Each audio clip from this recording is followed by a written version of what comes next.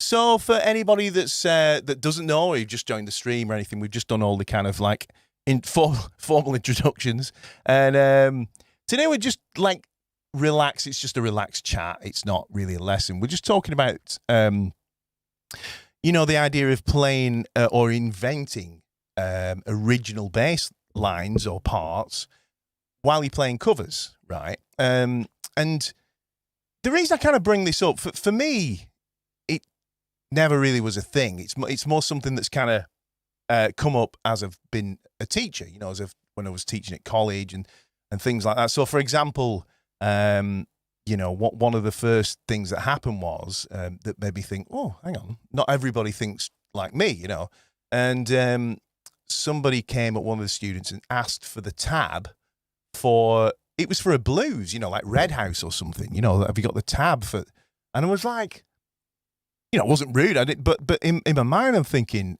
well, it's a blues, you kind of do your own thing, don't you? Because that's what I'd always done with that kind of thing. And I didn't really realize that some people, they've perhaps never improvised at all, or they've just always taken that approach of learning the exact part that's on the track, right? So that's kind of like, what set me off, doing this session today. And for me, by the way, everything we're going to talk about, everything we're going to talk about today, or I'm going to talk about, it's not like a hard and fast rule at all. It's just all this stuff is down to your own judgment, really.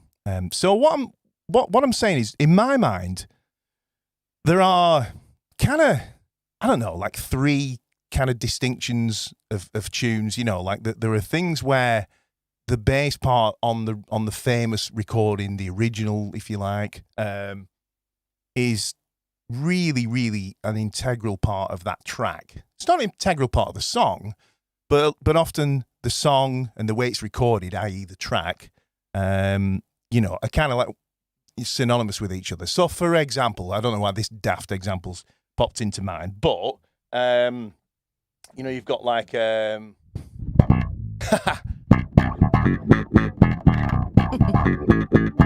like Ghostbusters, right? I don't know why I came up with that one. That is the whole hook, isn't it? Of that track. As soon as you hear bum bum bum bum bum bum, you sort of like Ghostbusters, right?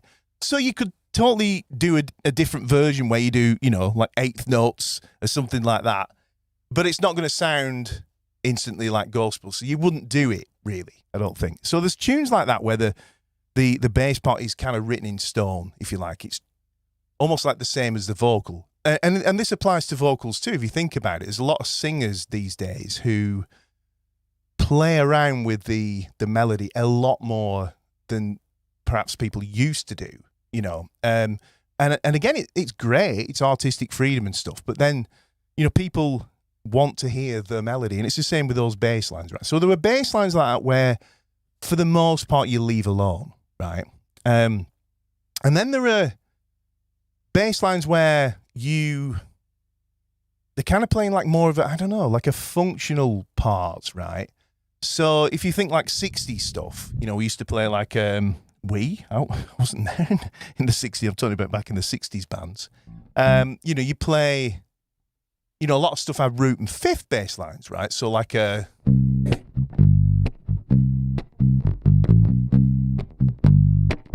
Right, where what you're doing is, it's more like a chord sequence. The song is chords, which songs are, and then you're kind of providing this kind of function, this movement over each chord, right?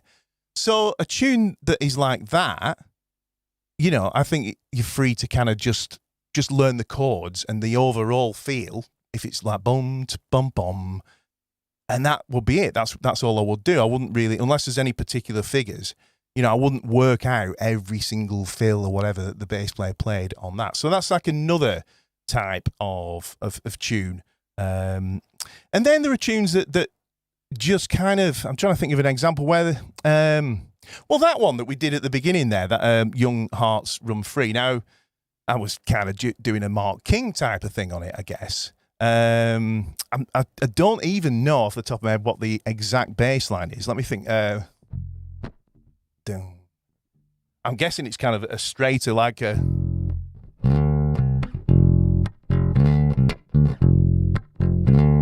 I am making that up, to be honest.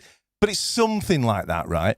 Now, I could hear a really kind of Mark King sort of idea over that. So let me just dial in something here. One sec, guys and gals. There will not be a moment. Cam Voodoo says, when I play chic stuff, I play it note for note as it can't be improved. Right, you see, that's it. And we're going to get deeper into that, you know. Yeah, that's the kind of thing I was talking about at the beginning, right? So I was doing this...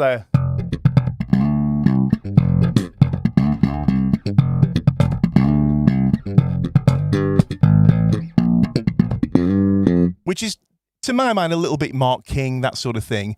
You know, and I just like felt it worked really well over that track, you know, so I just kind of went for it. I mean, it certainly doesn't matter in here unless, Jan, were you upset? Were you? Honestly, I was trying here. You know, but that's the kind of track where, like, I think you could totally do that. Now, if someone just mentioned, you know, for example, I'm going to get some drums up, give you another example of one where you know, you just would not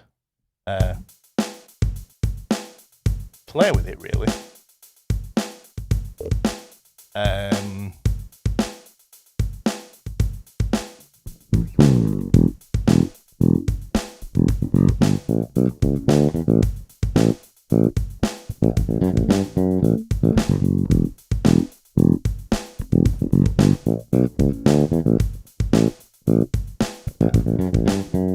then if you started doing something like 3, 4,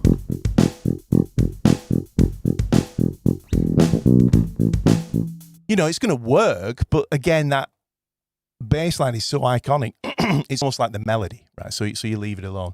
So those are kind of two distinctions, and there was a third one. Let me think about that. Any more comments come in, Jan? Yeah. Niles joined us from Dublin. He says, "Hey, this is good brilliant. to see you here, man. Thanks, Scott." He says, "Cheers."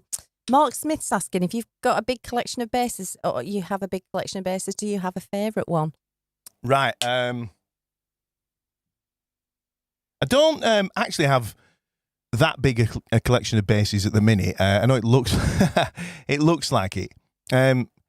Generally speaking, right, I tend to have, and these quite a lot, I tend to have about 12 basses on the go, and then they kind of get rotated, you know. But usually it's made up of kind of, you know, different things. Like I'll have a fretless, I'll have a piccolo, I'll have one that's strung up with, you know, flat wounds for a sort of a vintage sound. I'll have like whatever I'm using live, a couple of them usually, like one of a spare at a given time. And then maybe like a couple of unusual things mixed through. Now at the minute, you know, still riding off of the back of the whole lockdown thing when it was really difficult financially and stuff, and having spent like almost everything I had left doing this, you know, my collection's not actually that big. This is my favourite bass at the minute. The SWB ones are coming back, but we just got to hang fire until that's sorted. I paid, I think it was £70 for this, you know, a couple of years ago, and I put some EMGs in, and it's got an EMG preamp in. But aside from that, it's completely stock. It's ace. I love it. That P bass there is just it's just a Richwood P bass copy, but again, it's got really good Tomastic strings on, and it's got a Seymour Duncan vintage pupping. That's got no pickups in at the minute. I robbed them to put in this, so when I can afford them, I'll get some pickups for that. That's a bass collection. The Warwick there that you can see on that side, that's a beautiful bass, but that belongs to a guy called Pete Barton. So I hope he never asks for it back, but he will do. And no, he's always happy for me to borrow stuff because I set them up for him. And there's a jazz bass there. That's not mine. It's a fretless jazz. It's a student of mine called Simon. And I think that's it. And then there's that Ibanez that's right behind me. Check it out.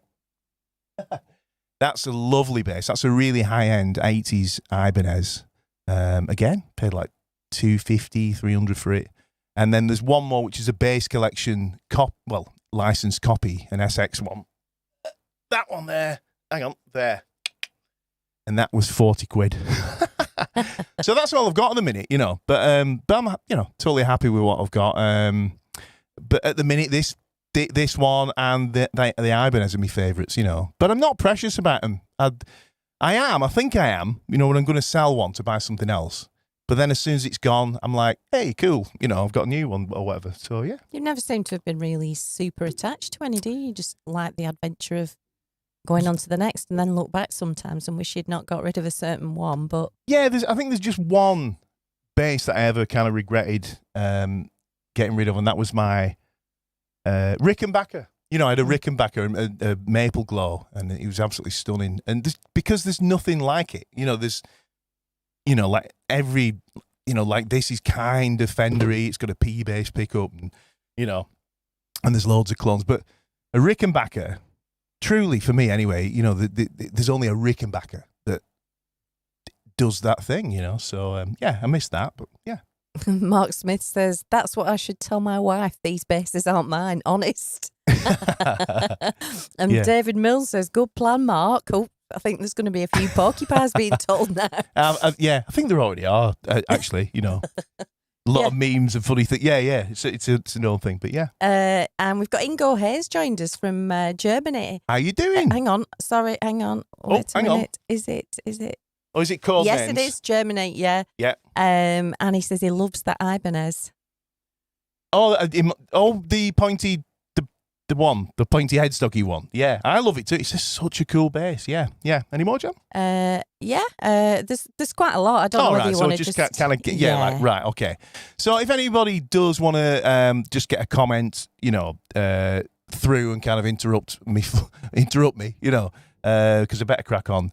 Then just use the super chat, but it's only on YouTube, by the way. So if you're not on YouTube, you'd have to hop over. Little $sign at the bottom, and it makes your comment really big. Jan can see it, and we'll stop for that. And then I'll have to just go, da, da, yeah, we da. normally play a fanfare when someone, you know, so you might feel a bit duped this week. Yeah, it's not working. But yeah, so right. So this approach that I'm talking about, you know, like of you know, making bass lines your own or you know, creating interesting bass lines. Like I say, you've got to use some kind of filter. You know, you've got to use your own judgment. And so, for example, in Big Country, there was very little room to do this kind of thing because all those parts are really kind of written parts. There was very little in Big Country, for example, where it was like, these are the chords, and then, you know, you could tell that someone, you know, like Tony just put a line down. It's obviously something that took ages and they worked out, and like, well, that, so you're playing a fifth over there, I'll play a third, and, you know, that kind of thing. So with stuff like that, you kind of got to leave it around. But Stephen Holmes, sorry to interrupt. Yeah, Stephen Holmes actually says, Scott, did you play Big Country songs note for note, or did you add your own twist? So, well, it's a good question, and that's kind of where I'm coming to now. And just like the Good Times bass line, or, you know, Ghostbusters, or I'm trying to think, you know, there are loads of these kind of things. There are places to do something with them, but I'll never force the issue. There's no point, you know. Some lines just need to be left alone, even if they're quite simple, you know, like Green Onions, for example, you know. That sort of thing. It's that really kind of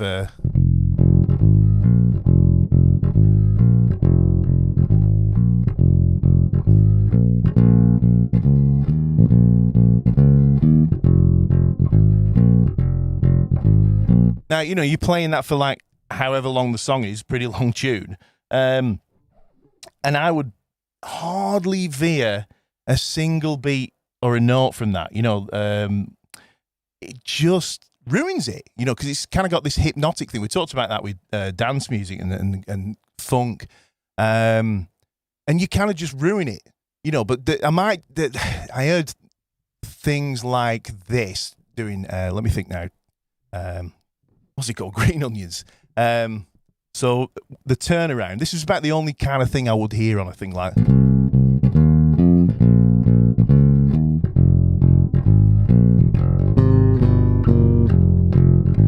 You know, that was something that just popped in my mind, you know, like I don't know if anyone's ever, you know, done that before, but that used to kind of suggest itself, if you like, and it didn't feel like it was interrupting. It was adding something. It was kind of saying, "We're going round again," you know. So with Big Country, I'm trying to think. There were I've got a pick here actually. Hang on. I did loads of improvising in Big Country. Don't get me wrong. But it would be, and this is what I'm getting at. Even when a bass line is written in stone like that, and you know, and it's important to preserve it and play it like that. There's still room, and like I say, I don't want to use that word, but there's still room to kind of put your own personality in there. But again, not for the sake of it. Only if you feel it and hear it, or you kind of sense, oh, something. There's a hole there musically that could be filled, or it has to be bringing something to the table, not just for the sake of it, right? So I'm trying to think of an idea. Or trying to think of a tune that, think of a song and then your mind goes blank, doesn't it? You know what I mean? So let me think. Big Country. I'm trying to think where I might have done. Let me think now, because a lot of it was so written. I'm drawing a blank. Let me think now. Right, so it'd tend to be in like breakdowns and stuff. Great example. I've got one. Right, so one of the songs we used to do, obviously in Big Country, still do, even without me, it's unbelievable, is Harvest Home. Right, so it's kind of like a.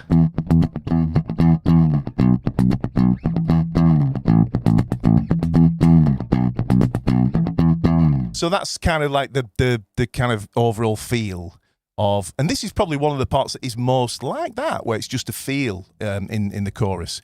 The rest of it's like a.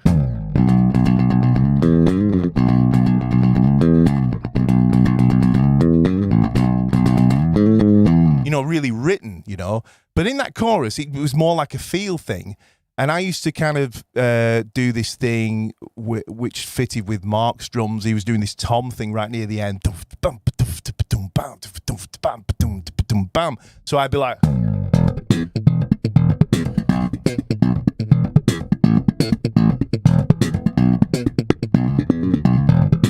So that was something where I'd like totally did my own thing, and it really fitted.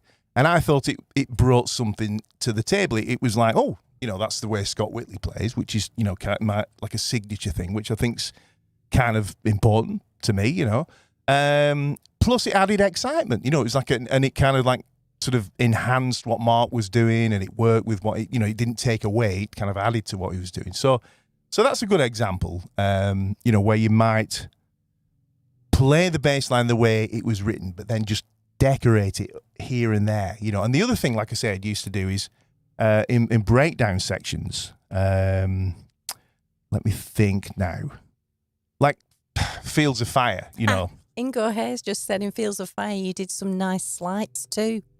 Yeah, so yeah, I do. It was always like things like that, like slides and fills and so like let me just go back in time. So this is like Fields of Fire.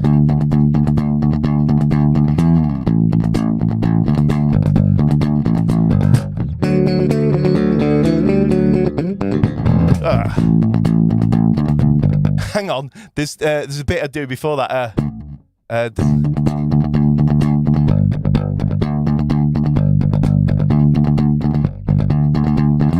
can't remember, but I used to do this, that kind of thing, right? I missed my way there, but yeah, just kind of little fills in the breakdowns, like when everyone's clapping and stuff, I'd do things like. So, it's not interfering with what Tony did or taking away from it, or it's just adding some excitement in a live show setting. So, yeah. Any more things come in, Jan? Questions or anything? Cam Voodoo says, I just learned 3 tunes that I've seen that face before, and Everybody Wants to Rule the World. Right. Both of which I tried my best to copy note for note, but I also did Cars and Girls, which I changed a bit. Cool, yeah. So this is See, that's a good example. I think I'm on the right track. But anyway, I was thinking of tunes that kind of just chug along. This is another thing where, again, so let's just kind of recap. The first song, or the song we did earlier, right? I did a very different bass line to the original, right? So that's one thing you might be able to do. And the other is where you play exactly the same bass line as the record, but decorate it. So we've just looked at that with the Big Country example. We'll do some more of that if we've got time. And then the other is where the tune's just got what I call like a feel, right? So, you might say it's got a driving eighth note rock feel, right? Which might be something like this. Okay, so like a...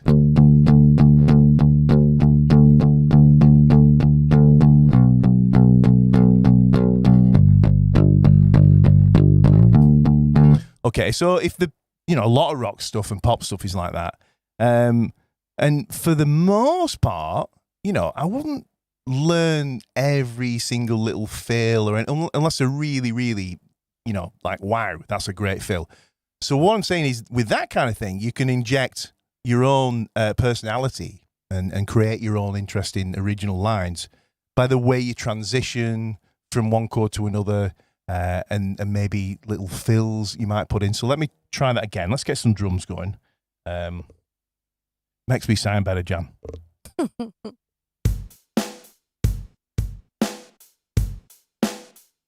Okay, so we're doing like let's imagine it's D, B minor, and G, right? You might play.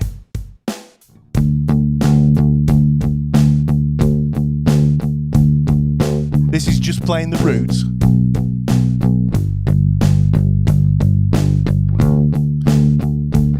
I nearly added something. I'm trying not to. Right. Okay, now I'm gonna do me.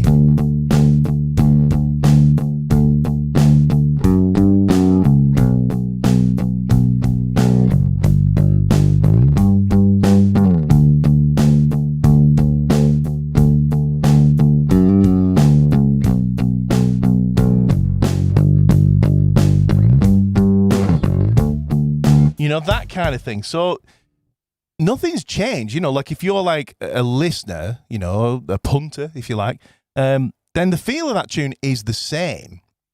But all I've done there is kind of added, to my mind, some interest, some movement, that kind of thing, like a bit of light and shade, and that sort of stuff. So that's another thing you can do. And you can do that, you could do a lot more with that kind of a feel, So let me just give you another example.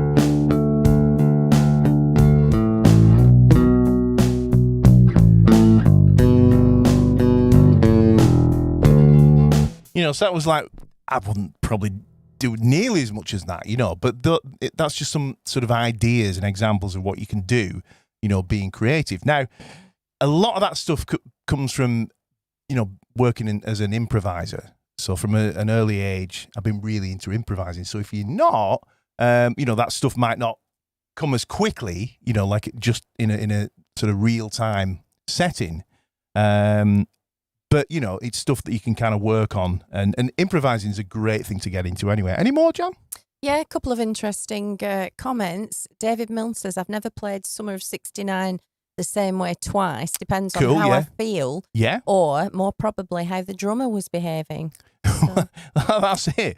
And it's like, see, probably, I'm guessing that you're like, there seems to be like a lot of players who came up doing that kind of improvising thing, for me, that was, a big part of it. It was the excitement of like you say, doing things different every night and stuff, sometimes it just develops in small ways. You might just, could hear a little note there, you know, and you try it and maybe get it wrong, but next time get it right. And then other people, like I say, just, and there's nothing wrong with any of these approaches, will just have literally, you know, always copied note for note, like, you know, bass lines. But yeah, you know, it's, I'm the same, you know, like it's what, see, improvisation is kind of like composition on the spot, right? So this is like a really interesting little topic. For me, that's where my creativity lies, is in that spontaneous, you know, writing, really. I very rarely sit and kind of edit a bass line for a long time. I've done it a lot, you know, but for the most part, the way I like to work things is just go, you know, because I've always worked this way of improvising. Just go and try and pull something out of the bag there and then maybe just kind of like, well, it wasn't quite there, and hone it in. But what I'm saying is, that's my creativity. You know, I don't write that many songs. You know, I've written enough for an EP and I've got enough for an album, but it's not something I sit and do. It's not something I'm interested in sitting and doing that much. But what I am interested in doing is taking songs that have been written by other people, you know, and then kind of like putting it through, you know, like the Scott Whitley filter, if you like, and then kind of like processing that, and then what comes out is, that's where my creativity, I think, is, you know. So yeah, interesting. I don't know if I've kind of like gone off on one there. Nigel Pickering's here and says, "Yo, Scott, bloody hell, how you doing?" He's a good player too. Mark Smith says, "I play Sit Down by James at an open mic night. As long as I play E, E, A, B chord progression, it will sound right. I can play anywhere on the fretboard." Yeah, that's it, you know. And like I say, it's really important to you know, can't stress it enough, that that when I'm talking about being creative and creating your own bass lines over existing songs, it should never be about just trying to get some stuff in, right? Now, there is a time for that, and I'll talk about that in a minute. There is a time for just trying to get as much stuff in as you can. And I do this a lot, right? And I'll explain it in a minute. But yeah, any more, Jam? Cameron Sloan says, "Used to play With or Without You, and I'd do a Mark King stroke Lemmy thing. Singer hated it. I told him he didn't understand how hard it was to slap 16th notes on a Ricky." Brilliant. Interesting question. David Mills says, "How precious were the Animals around keeping the bass lines authentic?" So, not at all. You know, and the reason is, and again, it's that judgment thing. You don't just see. I wouldn't just throw things out the window. For example, right, if you're playing like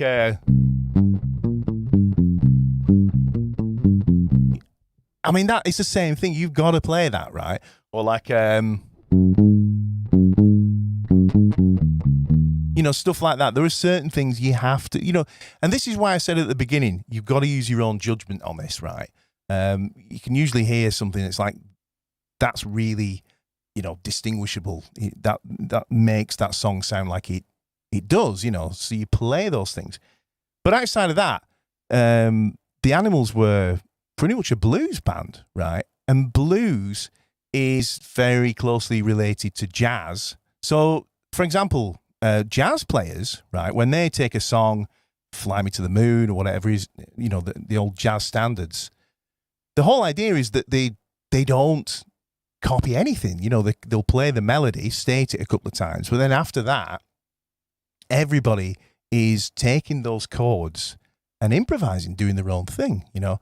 And blues is very much like that. So so again, like, say a tune like House of the Rising Sun, you know, you've got to get those.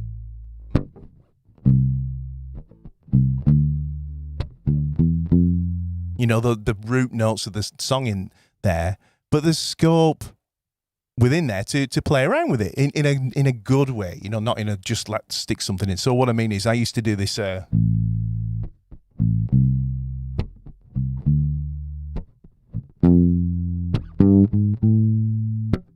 You know, a little, and I used to do a descending thing.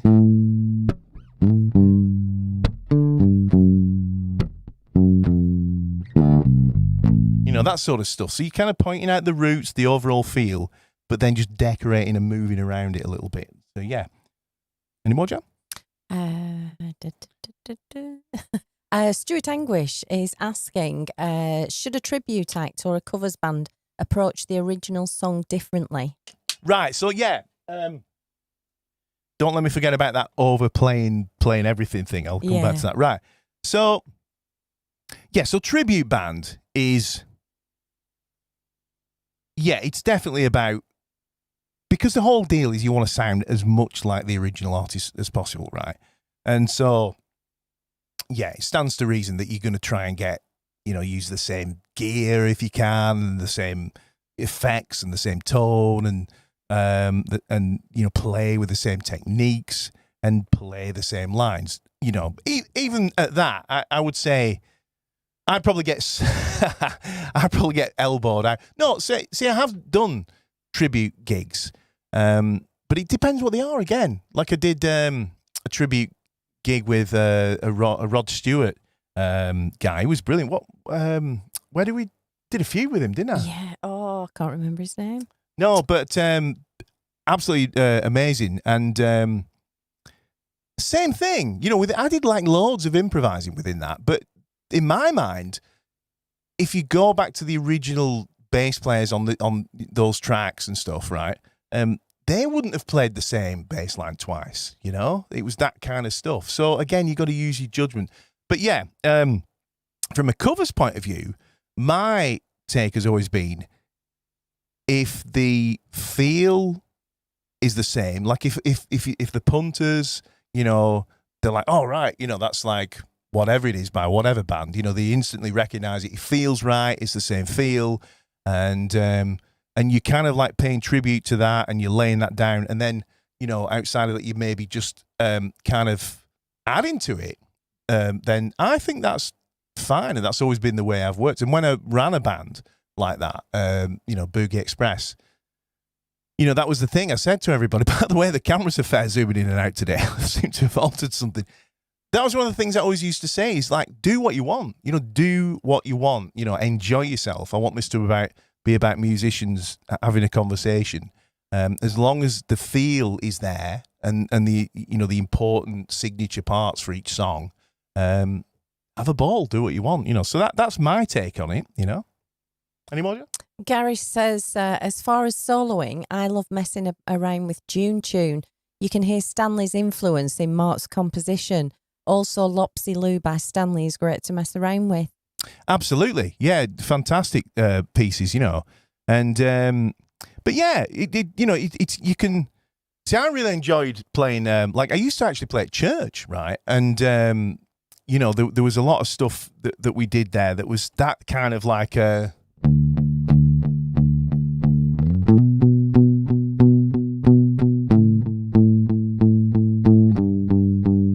that kind of like just feel thing. And I used to love the way that you could kind of weave around that, that stuff. But yeah, I mean, like stuff that's more intricate already and leans towards like a kind of jazzy thing.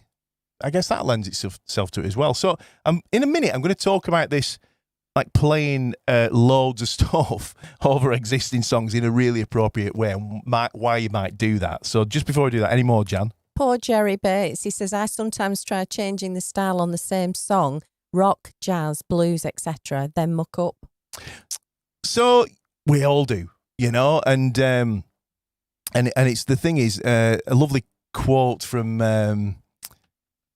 Marcus Miller, obviously super famous bass player, and he kind of likes, sort of likes to hear, if he doesn't hear mistakes in a player, then he feels that they're not really pushing themselves. They're kind of staying safe.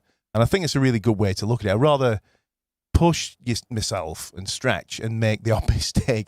And sometimes it's a bummer. You might play, especially if you've just pulled something off that you're like, oh, wait, that was, I'm really pleased with that line. And then you just hit like an F sharp instead of an F or something. It's just like, So it happens to everybody, Any more, Jan? Alex says, would you switch between pick and fingerstyle to match the original track? So yeah, again, it just depends. It's a personal choice thing for me, because historically I didn't use a pick most of the time. You know, like most of the time I play with my fingers, right? Or do, you know, whatever. If I was like at an open mic night, or if I got a gig with a band and they were doing some like punky stuff or whatever, I'd like get really excited and like, God, get a pick out for this, you know. And I really enjoy, because the approach you use, you know, using a pick, using your fingers, it does create a totally different vibe. I mean, you know, like going like a, as opposed to, you know, it's a totally different vibe. So I just use your judgment, you know. If you feel like you really want to nail that original tone, do the thing, do the pick, you know. Any more, John? Brian thinks you elaborated on Tony's plectrum style. Yeah. He's saying he thinks, you know, I think you elaborated on Tony Butler's plectrum style, didn't you? Yeah, I think so. And the thing is, learning Tony's lines taught me a lot. You know, it really pulled my pick playing up big time. But you know, just by being a different person, you know, you just put a different slant on things. You almost can't help. If somebody said this earlier, or in a comment on Facebook, if you try to copy somebody else's line exactly, it's very hard. You know, the chances are you're still going to sound a little bit different, but that's a good thing. You're going to sound like you. So because I like that 16th thing, you know, like I used to do things like that. You know, in Fields of Fire. You know, stuff like that, just little incidental things. And that's, I guess, taking what Tony was doing and then just like putting a bit of my own thing into it, you know? So what I'm going to do is spend the last sort of 5 minutes and then we'll just have a little chat, just see if there's any more questions and stuff come in. Just going to quickly talk about this idea of playing loads of stuff, right? You know, like too much stuff over something and why you might do that. So the reason that I do that is because when you're improvising, you know, when you're just trying to pull stuff out the bag on the spot, right? You want to have like confidence that you kind of know where to go with it. You know, you've got ideas, you've kind of put some stuff into your muscle memory. You're not just completely, you know, ill prepared, although that's cool as well. So for example, let me see if I can bring that track up that we played earlier. Let me see. Give me 1 sec, folks. Any more while I do this, Jan? Well, I was just actually thinking about the songs things and, you know, classics like those that you really shouldn't change. And one that came to mind for me, different instrument. Yeah. But like the intro to Baker Street, Gerry Rafferty. Yeah. If somebody played a different, you know, intro on the saxophone, yeah, I'd be gutted. Yeah, well, that's the thing. It's the same, you know, it's the same principle as you know, as those lines. Yeah, it's that thing. They're kind of written in stone, right? You know. I tell you what, I don't think I'm going to be able to do this. I'd love to play along with original songs. That would be the best, so you can hear what I'm talking about. But I used to do this with 60s music, right? So when I was learning to slap, I was like working out all kind of Mark King's repertoire and you know, a lot of Stu Ham things and stuff like that. But they were their pieces, right? So you might be able to go like, you know, right? All well and good. You can play, you know, Love Games or whatever it is. You know, Chili Peppers thing. You know, but that's it. You know, like what happens if, you know, somebody comes up with another song and you want to use that kind of technique over that tune? What are you going to do? You know? So this is what I used to do. I used to take songs like, throw me a 60s song, Jam. Can you think of one? Anything. She Was Just 17. Right. Yeah, kind of tricky one. So but I'm not gonna chicken out, right? So the bass line for that, let's get a rhythm up. I'm gonna slow it down a bit.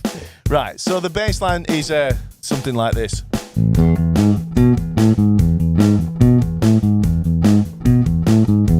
Which, interestingly, is one of those, like, you leave it alone bass lines. If I was doing that song, that's what I would play. Also, I probably wouldn't improvise a lot over this song. But let's just say I want to see what I can do with it, right? So... Sorry, did I pick a bad one there? Yeah. Here we go. So, I might think...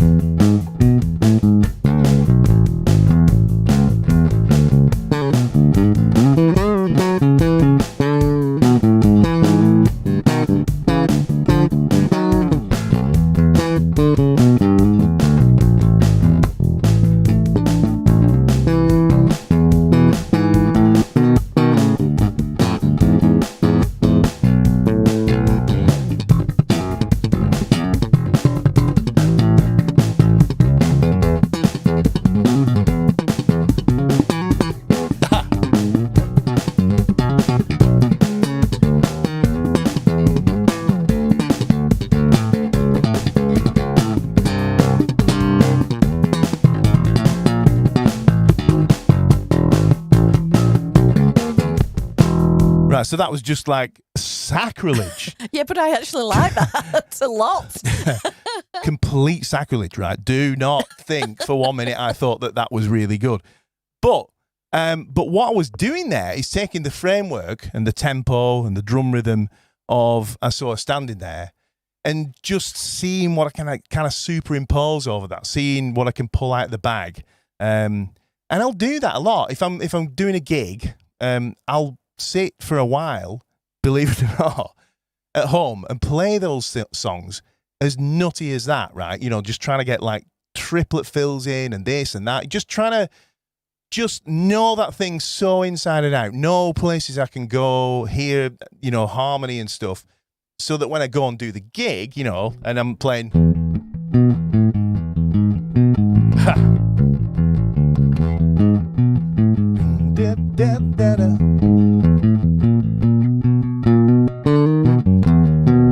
I might pull that out, say. Even that might be too much. But it's because I've really, really, really overplayed it. And, I've done this loads over the years, that you can then hold it all back, play a nice, the original part, a proper part. And this stuff's kind of all bursting at the seams, trying to, like just suggest itself to you, So I hope that makes sense. Yeah. Any more, Jan? Jerry says, default fills from your own arsenal. So, yeah, again, it's like, I'm not thinking like, oh, I'll use that because it's too fast, And that's the idea, is to put as much as you can into muscle memory, I think, really, and make that connection. So, it's a hard thing to kind of get across. It's just like a lot of kind of doing it. But just generally, it's something that nobody talks about, right? I've never heard anybody talk about this. But if you take the approach, so you've got to practice two ways, right? One is, you practice in a way where you either try and sound exactly, we've talked about this, like the bass player on the record, if that's what you're trying to do, or if there's one of those bass parts that's got to be played that way, you do that. And then what I'll do when I'm doing that is imagine I'm the bass player on the record and try and get the bass so it almost sounds like it's on the record. The timing is as perfect as it can be. There's not too much finger clacky noise. It's the right tone, it's the right feel. So I'll do a lot of practice like that.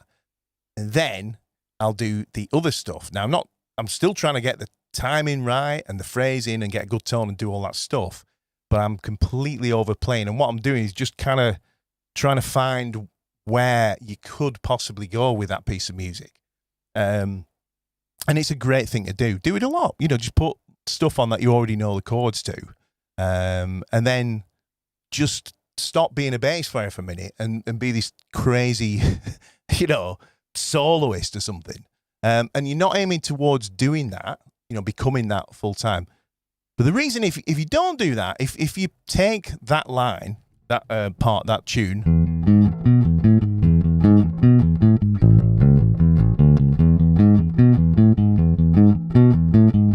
and you'd play it like that and just wait to until there's a point where you would play a fill that's nice and tasty or whatever. You've got like that one chance in 16 bars or something to have a go, right? And that's going to take some years before you can, like apply that stuff naturally. So if you just kind of just from the word go and just tell yourself this is not good playing, you're just trying a thing, right? If you just start off like...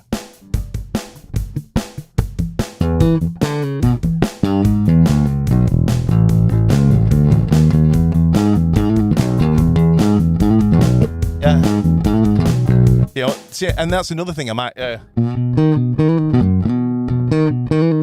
That's like a new phrase. I don't think I've ever pulled that out before. And I couldn't quite nail it. So I might stop and do, or just try it loads. And that's it. And then next time you come to play the tune properly, there might be just ideas that are in your muscle memory, in your ear, and they just pop out. So, yeah. Alberto is here from Italy and says, how you doing? Scott, my approach to covers is to write down the original bass, at least the most important parts of the song, then to vary a little to my taste and bass ability. And that's it. Yeah, you're absolutely... This is it. A lot of people have said this, and I said it at the beginning. You're right. It's to taste. And by the way, there are people whose taste, is very, very minimal. And I'm talking like producers or songwriters. I work with one of the guys from The Alarm, actually, was in the studio with him. And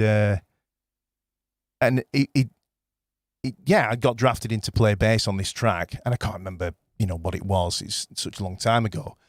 But I think essentially the bass line that he put on his kind of demo that he'd done was something like, I'm making it up, but it's something like, and then it went to A.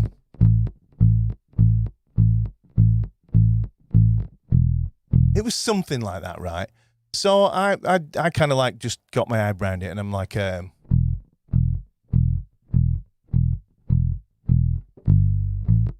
he was like, whoa, I was, what is it? He said, I don't want any jazz stuff. And I was like, okay, so, and that was the only time I almost couldn't do it. There was just like no room for any creativity at all, like none. I mean, I like to play things simply. I can enjoy playing like a...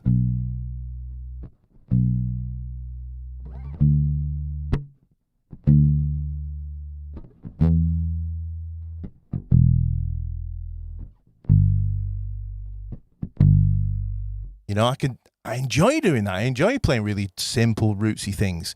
But if there's something that just really glaringly like shouts out as like, this would really work, and then I'm not saying I'm always right, but, but what I'm saying is in that particular instance, there was no room at all, nothing. And I ended up like not doing the session because I thought there was no point. The line he'd already put down was what he wanted me to play. So, yeah. I think the ability thing, David's sort of agreeing with that. He says there are just some things that people play that I physically can't do. Mm-hmm. So it's a case of what can I play that does a similar job? Yeah, and that I saw standing there was a good example of that, for example, because I couldn't, overuse of the word example, because I couldn't play that, and it was that. I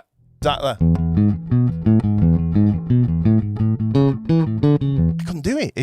I could do it, but after about, like 2 verses or something, my hand was just cramped up like this, and, So yeah, I kind of like had to alter the way I played that, and I kind of did this.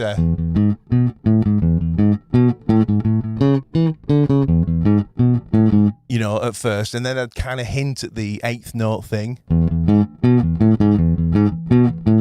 just here and there. So yeah, totally agree. And sometimes, like when you can't play a certain line by somebody else because we're not the same person, and you create your own, sort of facsimile or alternative version of it, that becomes quite original, you know, and a lot of really famous players have ended up kind of becoming really famous because they were trying to sound like somebody else couldn't do. So they tried to do it a different way, and that became their thing, you know? So there's nothing wrong with that at all. It's a good thing. David says, Roger Waters is the king of simplicity, but his bass lines are perfect. Yeah. Brian Lee says, I think George thought Paul overplayed on Something. That's I'm assuming that's the song Something. Yeah. It's something in there. Yeah. This is probably where you're really getting into personal taste, because it's just beautiful what he plays on there, you know? So it's just, yeah, it's hard to know. And I think it's just the same as some people like certain singers and other people don't like that voice, because this is your voice, isn't it, you know? So, yeah, there's always going to be, there's no right or wrong on this. I think there is actually wrong. There is like I just demonstrated, you know, that is wrong. You know, you would not, you know, go and do, I suggest anyway, you would not go and do that on a gig at all. You know, I was demonstrating that for a reason. But is it wrong that I actually really enjoyed it? Well, it was a laugh, wasn't it? It was a giggle. But, you know, so, yeah. I don't think we're going to carry on long. Let's just see if there's any more questions or anything that have come in. I hope you've enjoyed it. I hope you got some value out of this today. I hope it made sense. Danny Craig says, don't think I've ever played a song the same way twice. Always try to mix it up a bit to keep it fresh, especially on solos. Never learned a song solo note for note. No, that's it. I mean, sometimes it's a good, you know, by the way, you know, I'm with you on that. But sometimes, and this is where I've not been disciplined enough, sometimes you can actually gain a lot from learning things note by note. You know, I did so much of that improvising thing for so long that when I actually, you know, much like 20 years later, sat down and really listened to James Jameson's parts, right? You know, it was like, wow, you know. So sometimes it's worth digging in a bit more than you normally would. Yeah, and you learn new stuff. Alex says, been trying to play rhythm stick for a long time. That's a toughie.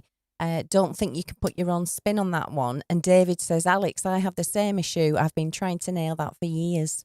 Yeah, you're right. You see, that's the same thing. It's a very, very particular line. And not only that, and I've got a new video coming out on Tuesday, which is the follow-up to the syncopation. This one is all about 16th note syncopation. And aside those tunes like that, actually rhythm stick and a couple of weather report things. And the thing is, what Roy's playing like almost every 16th, you know, like digga digga digga digga digga digga digga digga digga. It's just kind of relentless, right? So you're right. There's no kind of room in there to do anything with it, but you know, but it sounds perfect, and so you know, the challenge is just playing it, isn't it? You know, but yeah, I agree. Duka's just joined us. Hi, Duka. How you doing? Sorry, a bit late. Hello, everyone. You'll be able to catch up anyway on the what's been going on. Niall says, best ever live stream. Hugely helpful and informative. Thanks so much. That's great. Thanks so much, Niall. Thank you so much. And Brian's just telling David and Alex that you actually did a rhythm stick YouTube video, didn't you? Hit me with your rhythm stick. I did some years ago. You know, it's a lot of people enjoy that. So thank you. Thank you for that. Bless. David says, I know, I still can't play it. Oh. We're talking about rhythm stick? Yeah, the tutorial. Yeah, it's you know, and that's the thing. It's you know, there's probably a way. Maybe I should do a follow-up video. You know, the kind of slightly easier way to play rhythm stick or something. But there will be kind of ways where you can, you know, you can kind of make it a little easier. But again, I think with things like that, they're so iconic, aren't they? That the whole challenge is playing that bass line, I think, you know. Jerry says, I go back to simple on stage, probably nerves. We should just quickly pick up on that. Somebody once said, I don't know the exact quote, and I don't even know who it came from, but when you walk out on stage, you know, like 50% at least of your technique just disappears out the window, right? So you might have the help of a bit of adrenaline and stuff, but then you're fighting with playing too hard and nerves and sweaty fingers and all this kind of thing. So yeah, that's another reason, actually, why I will try to do that funny practice I was doing earlier, that kind of overplay kind of practice. I will seriously do that a lot at home. I'll try and play tunes faster than I need to, and it's to account for that fact that when you walk out on stage, all that technique gets robbed, So, yeah. I remember when literally I went blank just about, there were curtains going back in the 80s, and I was, about 20 or something, and the curtains were just about to open, and I literally went completely blank. Completely. Like mine just, yeah. I was playing keyboards and I just couldn't remember how the song started, nothing. Horrible. It's awful. Yeah, nerves Horrible are terrible. feeling. It's happened to me a time or two. Yeah. Any more, Jan? Any more comments? Great, by the way. Great stuff. This, by the way. Yeah, I think basically that's it. But I think to summarise, then I think it's like if you've got the freedom in the song to play, that's a factor, isn't it? Some people just want you to play the bass line as it is. Yeah. I think whether you've got the actual ability to do it, your way so well around the neck and the notes and that you've got the confidence to do it. Yeah, and that kind of practice I was talking about earlier helps with that a lot. Yeah. And obviously the nerve thing, that's a big thing. You might think, oh yeah, I can do this, and then it just all goes like you were saying. Definitely. And then just like I say, I can't stress enough that this kind of adding lines and licks and bringing things to the table is not about what can I get in, what can I show off with or something. It's more if you see it as like self-expression. Oh, no way. Who's Super Chat? Really? Yeah. Thank you so much. Oh. Thank you. Who's that? Oh, Mark Morris Jones. He says, more wine money, enjoy. I could do with it. Thank you so much. Thank you, very Mark. kind. Thank you so much. Much appreciated. Did you like the Super Chat noise? I did, actually. I'm improvising here because it's not working. I knew what it was straight away. Yeah, I'm telling them, not you. You know it's not working. This not. So we'll have the fanfare sorted for next week. We had flashing lights at the beginning. So yeah. That works. That works. So it's about it's about decorating, and kind of enhancing maybe what the vocalist is doing or the piece of music, whatever it is. It's about adding to it in a creative way, and just what Jan said there, by the way, is whether you've got that freedom, with the ensemble of the band that you're with, will they, let you, or will they like what you do? And I think you should always be respectful of that as well. I think there's a fine line, isn't there? A fine line of sticking to it and just, if you can, add into it, but not going crazy. Well, that's the thing. It's not about, just, that's why you try this stuff at home. You try stuff, just try stuff, loads of it at home. And then that all just becomes, part of your musical vocabulary. It's kind of, just somewhere back there in your head, and it's kind of somewhere there in your muscle memory. And then, when you're kind of playing live, there might be those moments where it just suggests itself, there might be like you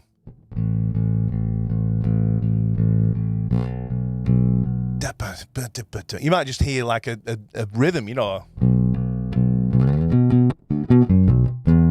and then you can just apply that to some notes that you've got in your muscle memory, kind of thing, And so what we're saying is with like a new band or something like that, I would just be really respectful of the fact that they might not like things to be altered in any way at all, and I just kind of slowly introduce things until you end up playing like I was doing over a So Standing.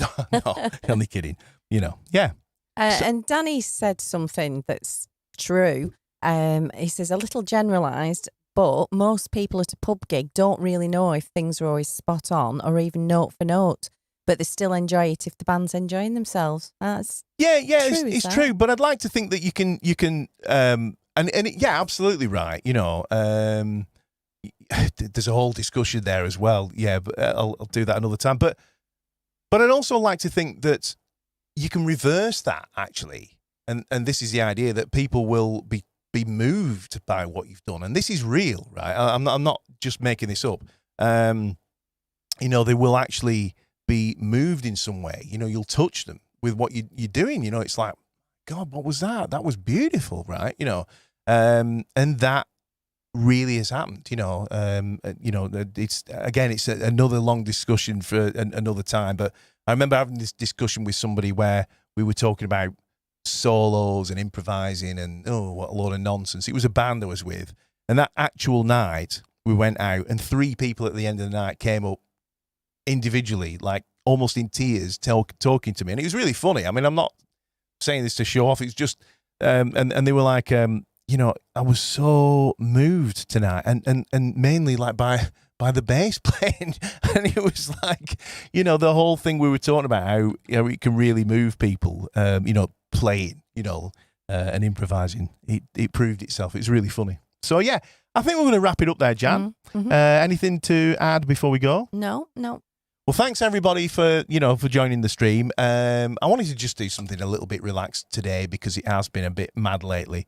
So I wanted to be more chatty. Hope you've enjoyed it. I didn't make notes, so there may be things that I didn't cover, but you know, hopefully you've enjoyed it, and hopefully you'd like to join us next time. So goodbye from me, and thanks for joining us. And goodbye from me. See you later. Cheers. Thank you.